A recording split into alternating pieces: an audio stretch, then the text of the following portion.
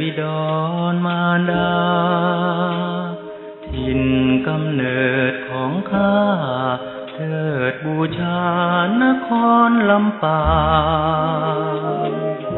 จากนานเหลือเกินสาวคงบ่เมินมางหัวใจฝากไว้กับนางที่อยู่ลำปางยังอยู่ใช่ไหม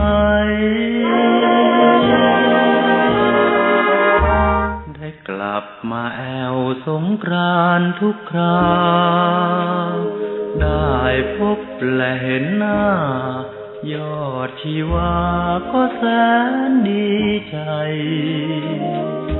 ภาคใต้อีสานสาวมีอยู่ทั่วไปอ้ายเคยแอวทั่วเมืองไทยบ่มีไผงามเกินการดาสาวเมืองลำปางของเฮาบ่มีไผ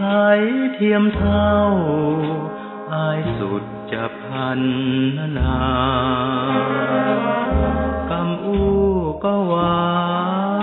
นเหมือนดังน้ำตาลก็ขาสองเฮาเคยนั่งรถมาสั่งสัญญาที่น้องกระทิงต้องจากเจ้าไกลอะไรลำปางแต่ใจบ่เหินห่างห่วงนวลนางด้วยฮักแท้จริงอ้ายฝากใจไว้